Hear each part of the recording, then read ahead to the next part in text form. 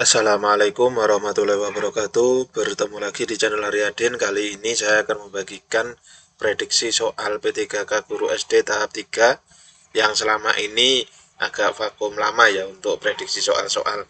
Kali ini saya akan memberikan soal kompetensi teknis prediksi soal P3K Guru SD tahap 3. Bagi yang ingin belajar bersama di grup Telegram, link grupnya ada di deskripsi video ini. Jangan lupa ditonton sampai habis dan subscribe channel ini. Mari kita lanjutkan ke pembahasan.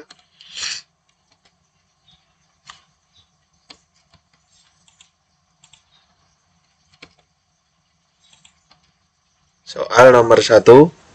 Nilai-nilai yang terkandung dalam sila ketuhanan yang Maha Esa kecuali. Nah, ini kalau yang A, takwa terhadap Tuhan yang Maha Esa, ini ada kata kuncinya ya. Kerukunan antar umat beragama, toleransi dan penghormatan kepada agama lain, bermusyawarah setiap pengambilan keputusan. Nah, ini di sini ada kata kecuali, jadi yang bukan. Nah, ini ada kata Tuhan yang Maha Esa, berarti kan sesuai ini. Beragama berarti juga berkaitan dengan ketuhanan yang Maha Esa. Penghormatan kepada agama lain. Nah, ini kan ada kata agama. Sedangkan yang D, bermusyawarah setiap pengambilan keputusan. Nah, ini kan bermusyawarah setiap pengambilan keputusan itu tidak ada kaitannya dengan ketuhanan yang Maha Esa. Jadi pembahasannya, setiap pengambilan keputusan merupakan nilai yang terkandung dalam sila kerakyatan yang dipimpin oleh hikmat kebijaksanaan dalam permusyawaratan perwakilan. Jadi bermusyawarah ini adalah sesuai dengan sila keempat Pancasila. Jadi jawaban yang benar adalah D karena ada kata kecuali. Soal nomor 2. Nilai yang terkandung pada sila kemanusiaan yang adil dan beradab adalah yang A, menghargai hak asasi manusia, yang B, bergotong royong setiap akhir pekan, yang C, toleransi penghormatan kepada agama lain, yang D, bermusyawarah setiap pengambilan keputusan. Yang D ini tadi jelas bukan karena ini merupakan pengamalan sila keempat. Menghargai hak asasi itu berarti HAM. Nah, yang B, bergotong royong setiap akhir pekan. Bergotong royong ini karena kan guyub atau rukun. Jadi namanya guyub rukun itu pasti ada kata persatuan. Persatuan itu berarti kan bersama-sama. Berarti ini merupakan ketiga ini ya. Kalau ini keempat, toleransi dan penghormatan kepada agama. Agama itu berarti satu. Jadi otomatis adalah yang benar adalah menghargai hak asasi manusia. Ini sesuai dengan sila yang kedua yang berbunyi. Nah, kedua, sila kemanusiaan yang adil dan beradab. Nah, pembahasannya ini. Jadi bergotong royong itu ini karena ada kata persatuan ya, bergotong royong. Ini sila ketiga. Toleransi penghormatan kepada agama itu kata kuncinya sila ke-1. Sedangkan ada kata permusyawaratan atau bermusyawarah itu merupakan sila ke-4. Jadi jawabannya adalah yang A.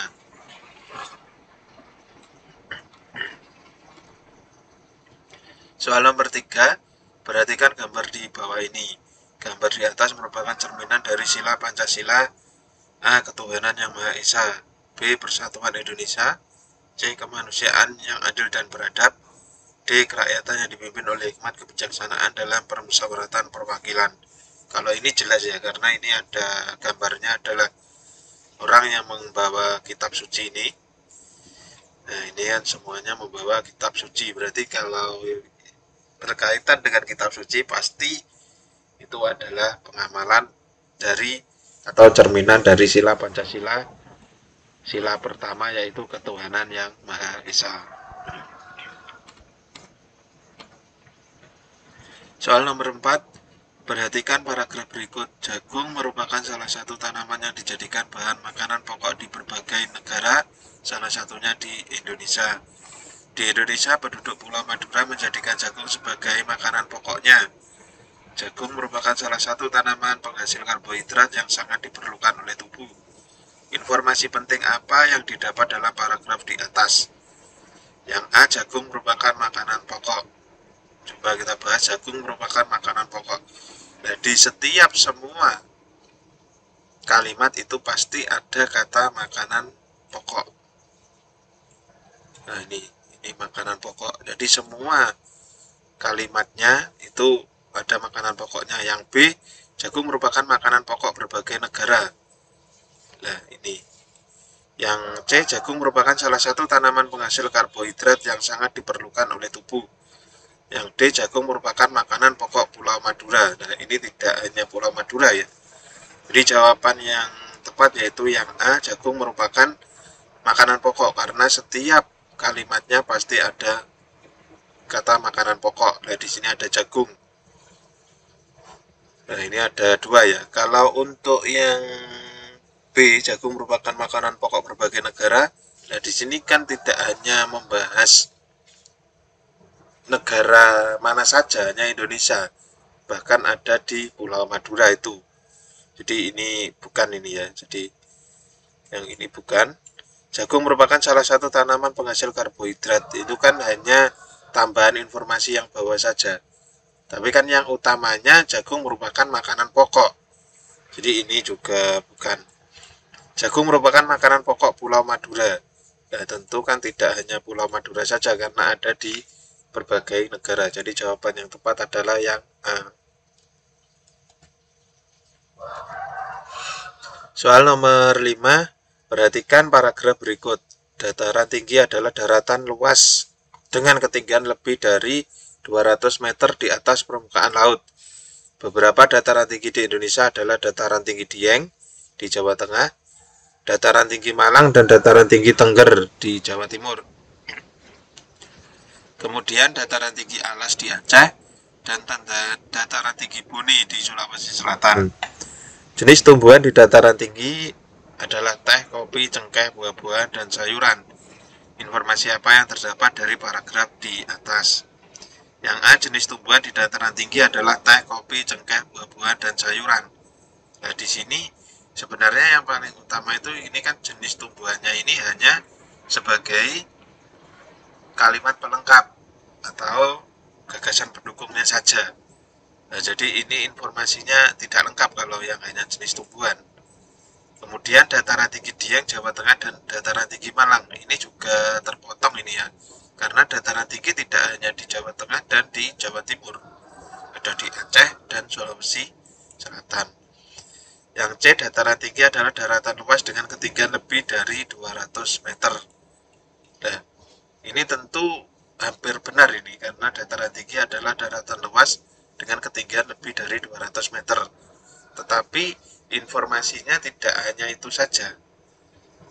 Tapi apa? Nah, yaitu yang D. Di Indonesia banyak dataran tinggi. Mengapa jawabannya adalah yang D ini?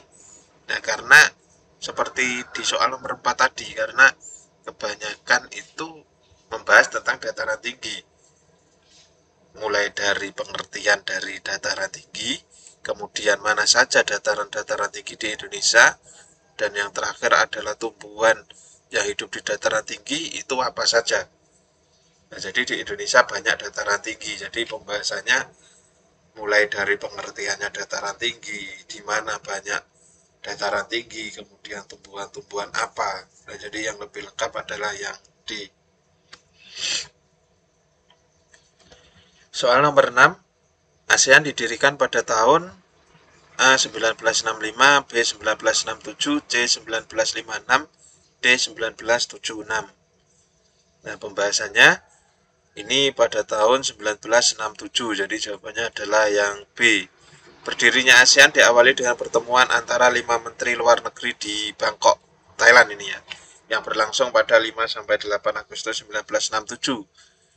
5 menteri luar negeri itu kemudian dikenal sebagai tokoh pendiri ASEAN. Nah, siapa 5 menteri luar negeri itu yang dari Indonesia?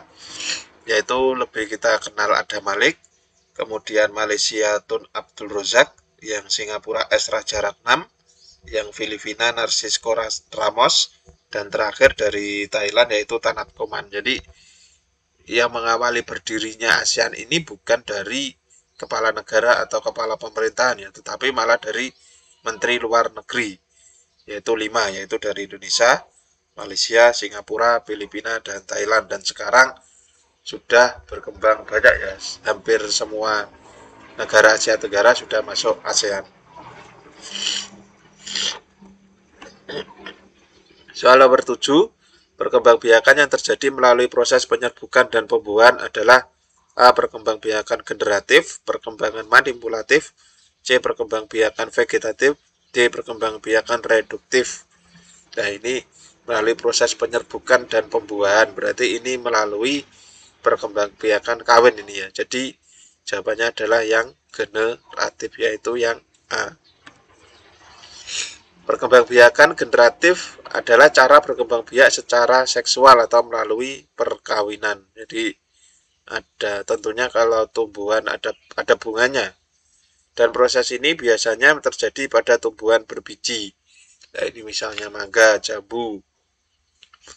Di mana tumbuhan berbiji umumnya memiliki alat kelamin jantan atau biasa disebut benang sari, dan betina biasa disebut putik yang digunakan untuk proses penyerbukan dan pembuahan. Nah, penyerbukan oleh buah ini kan bisa dilakukan oleh banyak, bisa oleh manusia, bisa oleh angin, bisa oleh hewan. Soal nomor 8, perkembangbiakan makhluk hidup yang terjadi tanpa melalui perkawinan, berarti ini tanpa pembuahan dan penyerbukan. Jadi tentu jawabannya adalah yang C, perkembangbiakan vegetatif, karena lawannya dari generatif. Perkembangbiakan vegetatif adalah perkembangbiakan tanpa melalui perkawinan. Ini ada kata tanpa ini ya, berarti tidak dengan cara menggunakan bagian pembuah induknya. Misalnya tebu itu kan bukan dari perkawinan tapi dipotong pucuknya kemudian ditanamkan tumbuh. Ketela itu. Jadi terus lagi mawar itu kan juga dari potongan, dari stek batangnya. Ada yang dari daun, ada dari yang stek batang. Kalau daun ya bunga susur bebek itu.